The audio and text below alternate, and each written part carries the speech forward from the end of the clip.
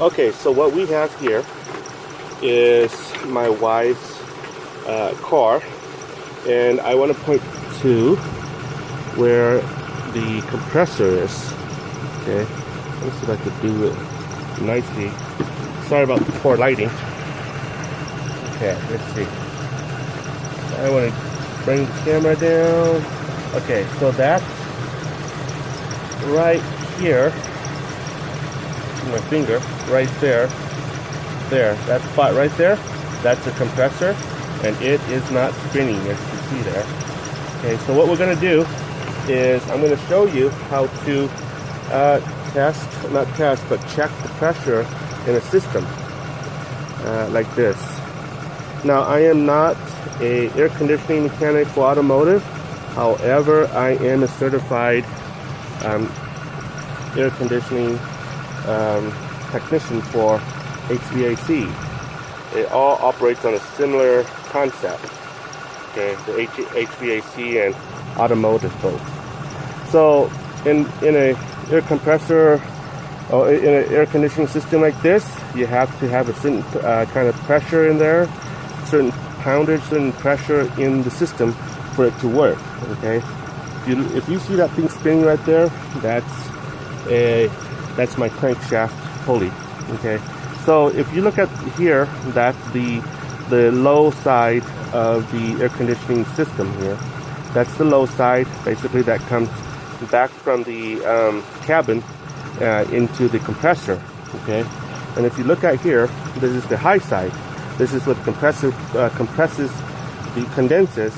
the Freon. It goes into the condenser, and then it goes back to the cabin, and inside there is an expansion valve where it expands the pressurized fluid and makes that cooling effect. So I'm not going to go through how it cools and how it expands and stuff like that, but I'm just showing you how to diagnose this thing. So to diagnose this thing, what you need is you need to find something like this. Okay, this is what I use. It's Arctic Freeze ultra synthetic refrigerant, and the reason why I'm using this type of refrigerant is because it's got a leak sealer. Okay, it's this advanced leak sealer moisture and acid eliminator. So if you have a system that's leaking, chances are you need a leak sealer, and that's to stop the system from leaking. And also, if you have moisture inside the system, moisture and other gas, they're non-compressible, okay, non-condensable, and so that's going to affect the efficiency of your system. So I like to buy something like this with a gauge like that. If you could see here, the green part, basically, if you run into the green part here, when you add Freon into here, if you go into the green part here, chances are the pressure is all right. Okay, when you check the pressure, I mean, and then if it goes to the blue part, it means that you need to add more Freon. If it goes to the red part, it means that there's too much Freon inside and the pressure is too high.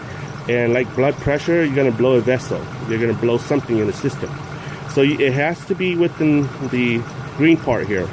And if you look at here, if you look closely, there are temperatures, 65, 70, 75, 80, 85. So you have to adjust this to the temperature that you are currently in during the daytime, okay, the ambient temperature. Right now it's about 68 degrees here in my area. So I'm going to adjust it here. So when I add Freon, this needle should go right to that little metal, that center arrow there, and it should be fine. And that's how you add Freon onto this rig or this vehicle. So what I'm going to do, see that thing right there? That's the low pressure valve right there. Okay, I'm going to plug this in. Okay. But what it is before you plug this thing in, what you want to do is you want to squeeze this so that if you have any non-condensable in here, you would purge it. Okay, so like this. Press it like this. Okay, so now you have nothing but Freon here in this line. Okay, so then what I want to do, what you want to do actually, is put this thing in. Now it's kind of, you want to put it in when the engine's running. Okay, so it's kind of hot right now, but you're gonna have to bear it. Okay, so it's in, and let me see. Trying to show you the little thingamajigger here. Okay, so as you can see here, I don't know if you can see. Okay, see the needle there? It needs, basically it's indicating that the, okay, there you go, that the Freon is low. Okay, it's in the blue section. So I'm going to turn this needle, I'm going to turn this glass here to 70 degrees as indicated today.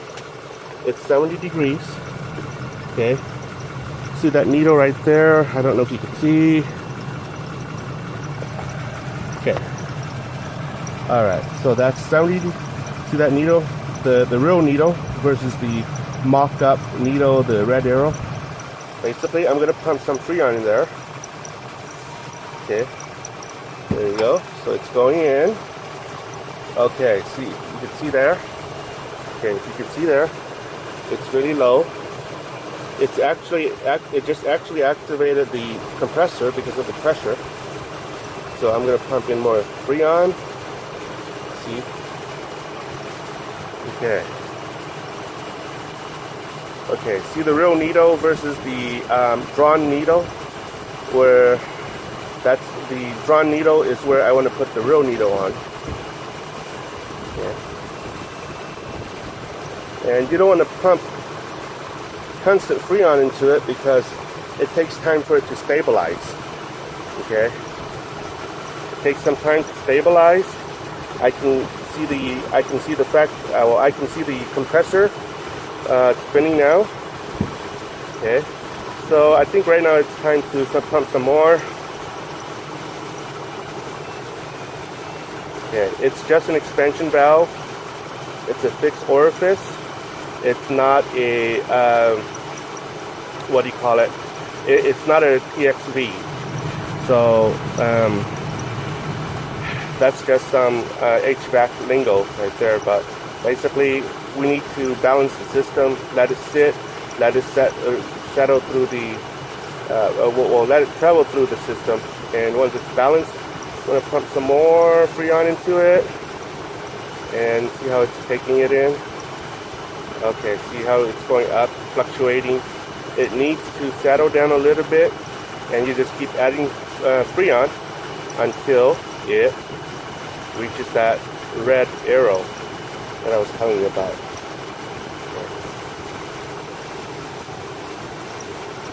Okay, let's see.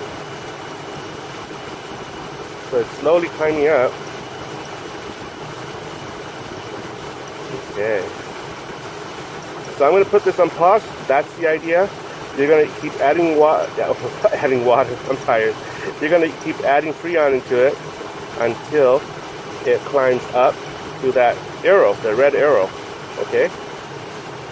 Okay. So I have pumped enough Freon into the system here to where the real needle and the red needle are perfectly aligned. Okay, see from that angle they are perfectly aligned. So that's that, guys. That's how you add Freon into your system. This is a R134A system, and it's pretty easy. You don't have to take this to a shop. If it's not broken, you can do this. I'm just trying to save you some money. Okay, well, give me your thoughts. See what you, see if this can help you. And then I'll show you what's going on. Because I pumped Freon into the system here, I put a meter, temperature meter inside the cabin. And let's go take a look how it looks like inside. Okay, so as you can see here, you can see, I don't know if you can read, but that is saying that it is 50 degrees. Okay, let's go inside. Go inside and take a look at the readout. 50 degrees, and that's how it should be. Okay, there should be a what do you call it?